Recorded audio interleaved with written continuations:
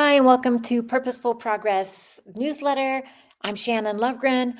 I am here to give you tips and tricks on sustainability, life hacks, and introduce you to a fabulous change maker of the week. So let's get into it.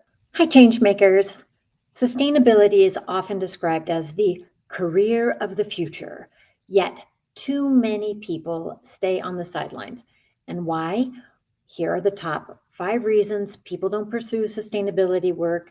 And this is according to my LinkedIn research, which is absolutely not scientific, but good enough for this newsletter, and practical ways to overcome them. So, number 1, pain point 1, I don't know where to start.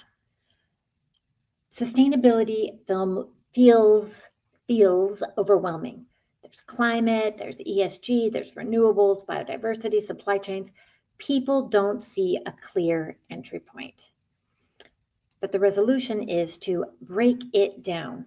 Start with your existing skills and ask, how can I apply them to sustainability? If you're in finance, go to green investing. Marketing, go to climate storytelling. Teaching, sustainability education. Start where you are. Pain point number 2, there aren't enough jobs. That is not true. Many believe that sustainability roles are niche, that they're competitive, or they're only for scientists.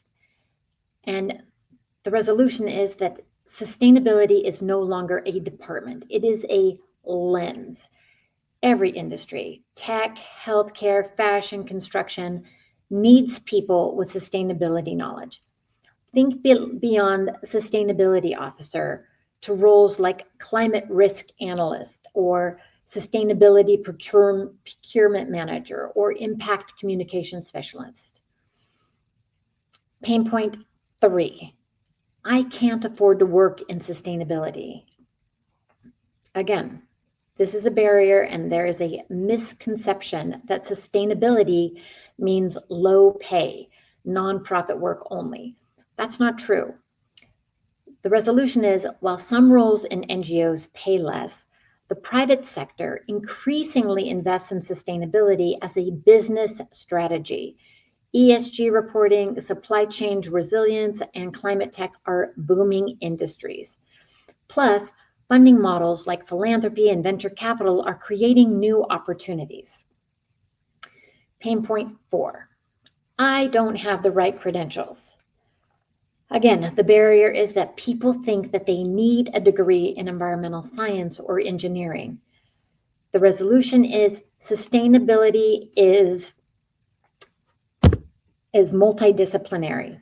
Project managers, finance experts, policy advisors, storytellers, and data scientists are all essential. And credentials can help, but curiosity, transferable skills, and a willingness to learn matter more. Additionally, you can take free courses and get certifications, and micro credentials can help fill the gaps. So don't let that stop you. And then pain point 5, it feels hopeless. What difference can I make? And I get it. Climate doom fatigue leads to inaction. People think the problems are too big for one person. And the resolution is collective action. You don't have to do it all by yourself. Collective action is powerful. You need to start small, like lead a green initiative at work, join a local climate group, or invest in impact funds. Every successful sustainability story started with one motivated individual, and movements build momentum.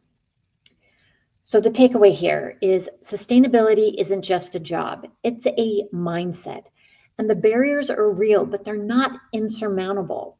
Start with what you know and look beyond traditional roles. And remember, you are part of the solution, and we need you. So let's do this. And now it is my pleasure to introduce the Changemaker of the Week, Leslie Davenport. Hi, Leslie. Thank you so much for being on the Purposeful Progress newsletter video edition. Can you tell me about yourself and what you are passionate about? Sure. Thanks for having me. Well, I work as a climate psychology educator and consultant. So often when I say that, people say, what does that mean? And it really is about the intersection of how our thoughts, our feelings, even our nervous system, our creativity, our intuition, all of our internal landscapes are really connected to our external ones. So that when we talk about climate change and the ways our world is shifting, it's going to affect us. And the more we understand about those connections, the more effective we can be too, to be part of connection. So my work takes me in a lot of directions. I've written several books. I teach climate psychology through a university, and then I do a lot of work with organizations and schools and individuals who are wanting to help bring these tools and support systems into whatever setting they're in. Oh, I think that's interesting. And that leads directly into my next question which is, how do you see yourself as a change maker? Yes, well, I understand it as being something of a bridge builder, sort of a translator from what I understand about my field and how it might be relevant in these varieties of settings. Maybe an illuminator, like to help people understand maybe what they felt intuitively, but don't have the full context for why, if they're upset or angry or frustrated or scared, that those are such normal responses, and to make room for, and that it's healthy and important to have that be part of conversations, part of the support. What, because what we find is that there's lots of good work happening in climate solutions, but without this emotional piece, sometimes people get burnt out, or they're working and don't understand how to include self-care. And so it's sort of like the missing piece. It's been the missing piece. So my role as a change maker is to help make that connection, that understanding, and provide the resources and support so that it's easily available, easily understandable. Oh, thank you. With that, that's an amazing way to be a change maker, to be a bridge builder, an illuminator. What are you currently passionate about, or what is your current goal, and how can we help you achieve it? Yeah, thank you so much. Well, I've had a really interesting and what I would call an organic progression with this work. It's this emerging specialization within the mental health field, within psychology. And for me, my path came from my own awakening, realizing what we're really facing and how we need to step up to the changes happening in our planet. And I took all the things I had learned and been trained in psychology, like how to communicate well and how to make sustainable changes in our own lives and how to support others and how to work with difficult feelings. And I wrote my first book for the mental health field saying, hey, colleagues, there's so much we can do. Here's what I see, add your own and let's, participate in interdisciplinary solutions. That went over really well. And then there was suddenly this dawning realization, which I feel like is still happening. And I was asked to write a book then for teenagers and one for younger kids. And I have one coming out for adults, especially those working in this field. And now I feel like my new horizon is to just make this as widely accessible as possible. So what I would love to do is more partnering with organizations who, in hearing this, are going, oh, we could really use this shift in our work culture.